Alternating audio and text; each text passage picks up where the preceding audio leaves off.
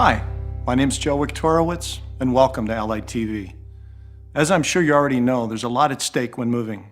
Your valuable possessions, memories, and the money you'll be spending all come to mind when planning that big day. While most moves go smoothly, accidents may occur where items may be lost or damaged. While the moving company is liable for those lost or damaged goods, there are different levels of liability applicable to your mover. You will choose the level of liability by selecting valuation coverage. In this video, we will outline different valuation options, as well as some actions that may limit your mover's liability. So what are your options when it comes to valuation and limiting your mover's liability? Well, you have two. The first option is known as full value protection. If you opt for full value protection, your mover is responsible for the replacement value of lost or damaged items that are unable to be repaired.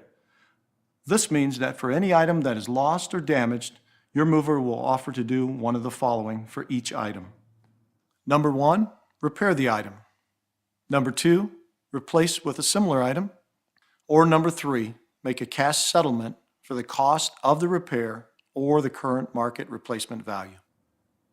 It's also important to know under this option, movers limit their liability to damaged or lost articles of extraordinary value unless you notify your mover in writing on the shipping documents of each high-valued item. An article of extraordinary value is one that exceeds $100 per pound. If you want to go with a less comprehensive liability coverage, you can choose the second option known as released value.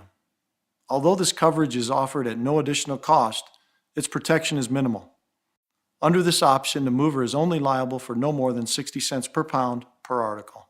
Therefore, you're only compensated based on the weight of the item and not its value.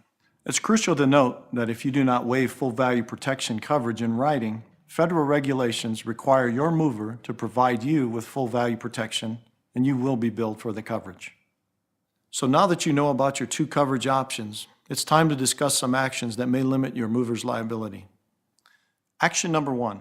Packing dangerous, hazardous, or perishable items without your mover's knowledge.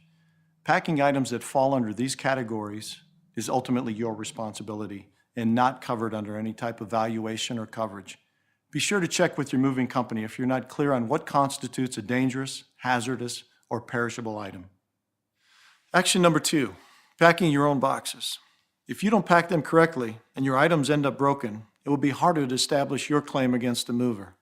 If you insist on packing your own boxes, make sure you do some research on how to properly pack items, especially unusually shaped and fragile items. You should also purchase new moving boxes appropriate to the items to be packed, and note any damaged boxes on the delivery documents in order to establish the mover's liability. Action number three, choosing released value coverage when your items are worth more than 60 cents a pound per article. Although damages are usually rare, it's better to be safe than sorry when it comes to moving your items. When you know your valuables are worth more than 60 cents a pound, save yourself the hassle and go with full value protection.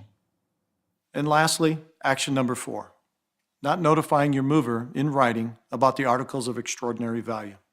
Without notifying your movers, they will have a limited responsibility when it comes to covering those particular items. If you want to be sure you receive the proper coverage, tell them in writing. Now that you know what to avoid when it comes to liability coverage and the two options that are available to you, you can make smarter decisions when it comes to protecting your possessions throughout your move. Thanks for watching. With Allied TV, I'm Joe Wiktorowicz, wishing you a safe and easy move.